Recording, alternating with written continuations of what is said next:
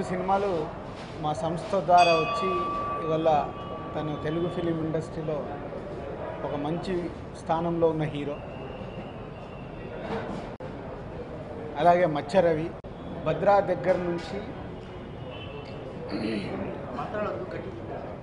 దగ్గర నుంచి నాతో మా సంస్థలో పనిచేశాడు. భద్రాకు కానీ మున్నాకు, పరుగు, మిస్టర్ పర్ఫెక్ట్ అంటే నాతో is a very good association రవికి.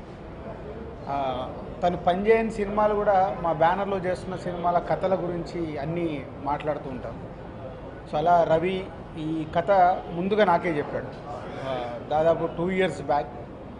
ఈ లైన్ నచ్చి బాగుంది రవి, డెవలప్ చేయని చెప్పాను. తను అలా స్టోరీని డెవలప్ చేస్తూ తన టీంతో పాటు ఎప్పటికప్పుడు నాతో షేర్ చేస్తూ ఉండేవాడు.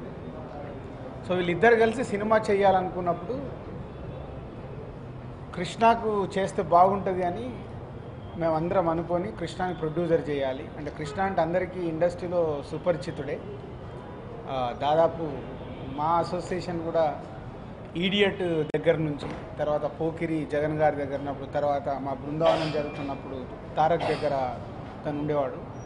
అంటే వీళ్ళు ముగ్గురు almost is a my family. So వీళ్ళు ముగ్గురు కలిసి సినిమా చేస్తున్నప్పుడు నా వంతుగా నేను ఏం చేయగలుగుతాను అనేది ఈ సినిమాకి సంబంధించి అన్నీ చేస్తున్నాను.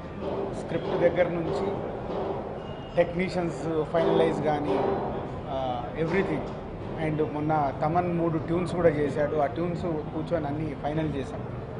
లైక్ అంటే మా సంస్థ నుంచి వచ్చే సినిమా ఎలా ఉంటుందో అలా ఈ సినిమాను కూడా తయారు చేయడానికి వాళ్ళు ముందుంటే వాళ్ళ వెనకాల నేను ఉండి చేయిస్తున్నాను.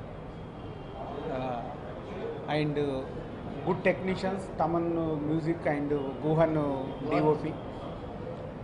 సో అందరు మంచి టెక్నీషియన్స్తో ఒక మంచి కథతో ఈ జవాన్ రెడీ అవుతుంది. సో ఈరోజు జవాన్ ఇంటికొకడు అంటే జవాన్ అంటే మళ్ళీ ఇది మిలిటరీ కథ కాదు, మిలిటరీ కథ కాదు. అంటే ఒక కుర్రాడి కథ. తను ఏ సమస్య వచ్చినా దేశానికి జవాన్ ఎంత ముఖ్యమో ఇంటికి ఒక అబ్బాయి అలా ముఖ్యం అనేది మెయిన్ పాయింట్ కథలో. సో ఒక మిడిల్ క్లాస్ ఫ్యామిలీ బ్యాక్డ్రాప్లో ఉంటూ జరిగే కథ. డెఫినెట్గా రవి ఫస్ట్ సినిమా అనుకున్నంత ఆడకున్నా ఈ సినిమా బాగా తీసి బాగా ఆడేలాగా నువ్వు చేయాలి, నీ వెనకాల ఉండి మేము నడిపిస్తాము. So all the best Krishna, all the best. Producer enter అవుతున్నావు. ఇక మా బాయ్ ఎట్టి పరిస్థితుల్లో ఈ సినిమాతో కూడా మళ్ళీ సూపర్ హిట్ కొట్టి ముందుకెళ్ళాలి, వెళ్ళేలాగా